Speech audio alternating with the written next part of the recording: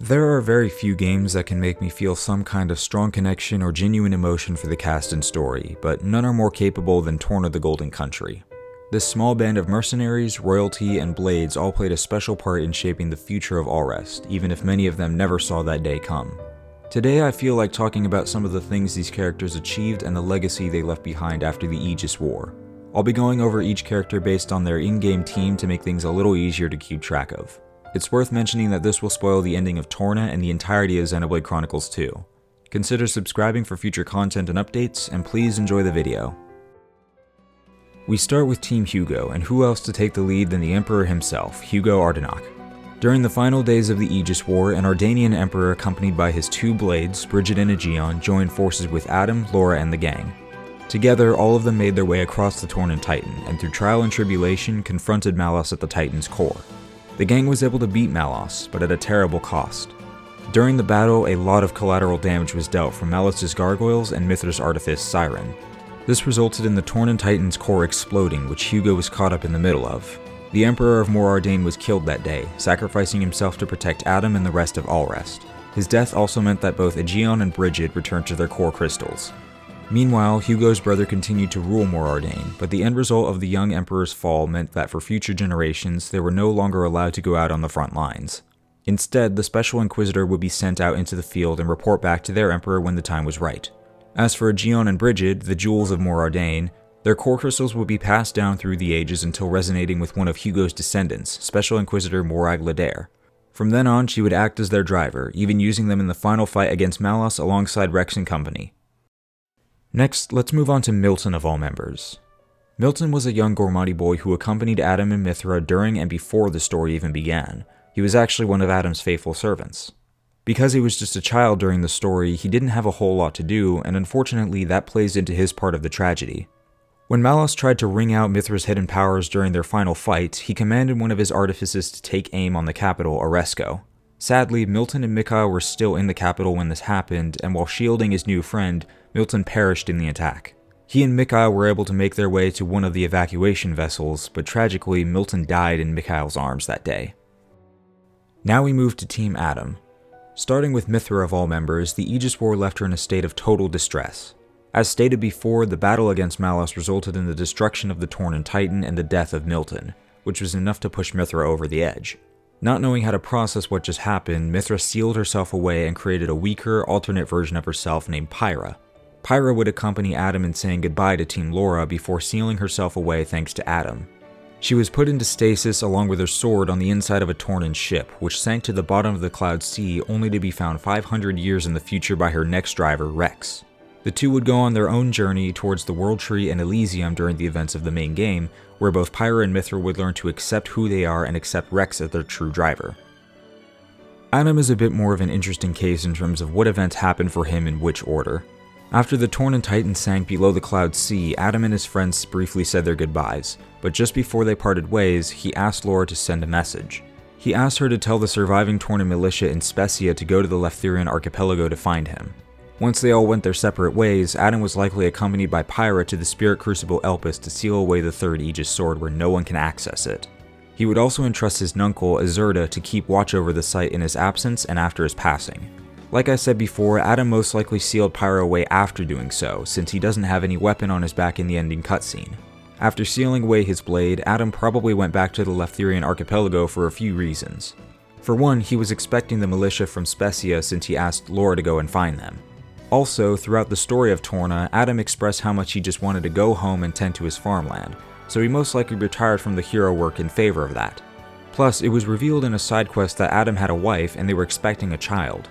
The stories of Addam Origo would be passed down through the ages over the next 500 years, solidifying his status as the legendary driver of the Aegis. Our final member of Team Addam is the Flesh Eater Minoth, whose story I've actually covered on the channel before. You can find a link to that in the description or in the top right corner right now.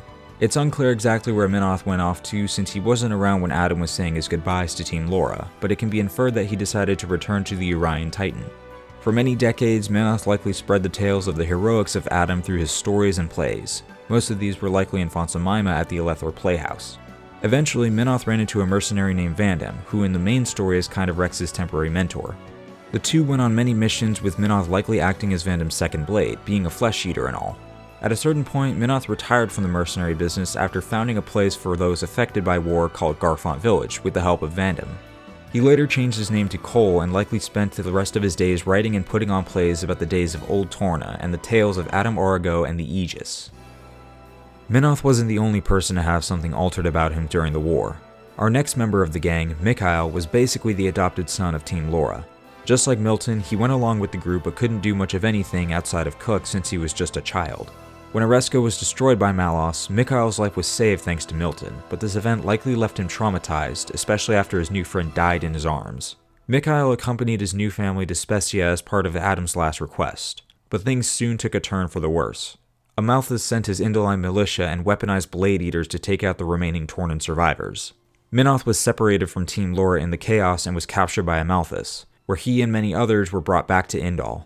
During his time there, the Praetor performed a ritual which infused the human body with core crystals, turning the young Mikhail into a blade eater himself. There was a large gap of time between then and the present-day Alres, but it's possible that when Mikhail heard of Jin's survival, he went looking for him. It would explain why he joined up with Torna in the present day, since Mick basically saw Jin as his surrogate father. He accompanied Jin all the way up until they reached the World Tree, where after having a change of heart, Mikhail directed his attention to the Indal Titan, sacrificing himself to stop Amalthus and give Rex and company a chance to move forward. As we move on to our final team, this is where the tragedy really strikes. Like I said before, there were a lot of Tornan survivors who were captured by Indoline forces during the attack on Specia. Team Lora was caught up in the middle of this, and unfortunately things turned out really grim for them. Haze, being the dedicated healer of the party, both in-game and in cutscenes, most likely tried to help any and all injured survivors while they were trying to escape Indal. The problem is that she was probably separated from Jin and Lora in the process. At some point in the attack, Lora was mortally wounded, which by extension caused Haze to return to her core crystal. Sometime after the attack, Haze's core crystal was retrieved and brought back to Indal, along with the other crystals and survivors. It's unclear how much time passed since then, but at some point Amalthus actually resonated with Haze, but with a tragic catch. Half of her core crystal was extracted, causing Haze to completely forget her name. From then on, she was renamed Norne, acting as the Praetor's emissary and advisor. Eventually, she reunited with Mythra after 500 years, even though she had no memory of her former ally. Haze accompanied Rex and company to Temperantia in order to stop Torna from starting a war between Indal and Morardain. The party encountered Jin, who actually survived the attack on Specia, but soon engaged him in combat. Sadly, Jin killed Haze, or rather Norne, stabbing her in the chest and freeing her of Amalthus' control once and for all.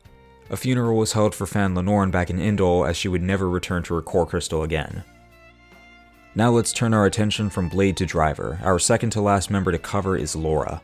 As stated before, Addam tasked Lora to deliver the Tornan refugees a message from him. However, by the time Team Lora made their way to the military camp, Indal was hot on their tail. Lora and Jin likely helped lead the evacuation of Specia, but their efforts were in vain. Lora was mortally wounded while trying to protect Jin and the others. Fearing that Jin was going to forget about her when he returned to his core crystal, Lora agreed to a dangerous technique that he told her about. On that day, while Lora's body may have died, her soul still lived on inside Jin as he proceeded with the process of becoming a flesh eater. Her body was then kept in a state of cryostasis thanks to Jin's elemental ability, where she would remain for the next 500 years. Near the end of the base game, when Torna reached the top of the World Tree, Lora's body was actually on their ship, the Marsanes. Lora's body ultimately perished when Mikhail sacrificed himself during the fight against Indal. This brings us to our final member of the Heroes of Torna and the paragon of Torna himself, Jin. His story after the events of Torna's downfall is by far the most tragic. Shortly after the death of Lora, Jin was basically forced to go into hiding as he was now an enemy of Indal and a flesh eater. It's unclear how many years he spent alone, but it was a long enough time for Malos to come back into the world. The two eventually met in an alleyway and decided to team up, founding the new Tornan organization, which was a team made up entirely by blade eaters and flesh eaters alike. Over the course of the main game, there would be many run-ins with Jin, but I'll only cover the most important ones. Stemming all the way back to Argentum, Jin first had a run-in with Rex when he was looking for a descendant of Addam Origo to help him uncover an old Tornan vessel rumored to harbor the Aegis. Their next encounter with Jin wouldn't be until Temperantia, where this time Rex and company would try and subdue and capture Jin with the help of Norne. Sadly, before the party thought they had Jin on the ropes, he ended up killing his old friend to free her of Amalthus' control. Later on in the story, they once again had a run-in with Jin at the cliffs of Mortha to rescue Pyra and Mythra. But during this fight, Rex and Pyra heavily damaged Jin's core crystal, leaving him in a weakened state. At the bottom of the Cloud Sea in the land of Mythra, Jin was forced to temporarily ally with Rex and company since they were stuck down there together. During this brief period of time, Jin actually reconnected a little bit with Mythra and Brigid, two of the people that he knew 500 years ago. Unfortunately, Brigid had no memory of him since she returned to her core crystal time and time again. The team made their way through the land of Mythra until passing through the rotting corpse of the old Torna Titan to the base of the World Tree. It was there that Jin was retrieved by new Torna to begin their ascent towards the Architect. Before the decisive battle against Indol, Jin entrusted the safety of Lora to Mikhail and then departed with Malos to continue on foot.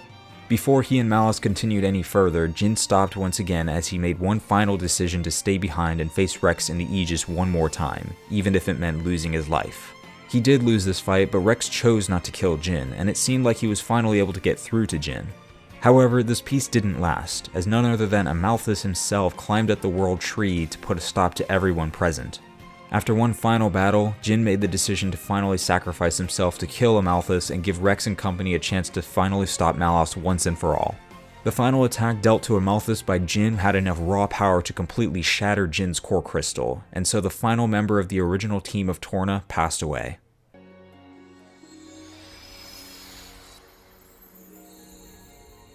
What a splendid soul you were, Jin. Torna the Golden Country truly is a one-of-a-kind video game, and the characters it introduced are my absolute favorite cast to date. All of the information I gave you was from memory, and if I was going through each and every detail, this probably would have been more like a 3-hour long video. If you haven't played this game already, I would highly recommend it, 10 out of 10.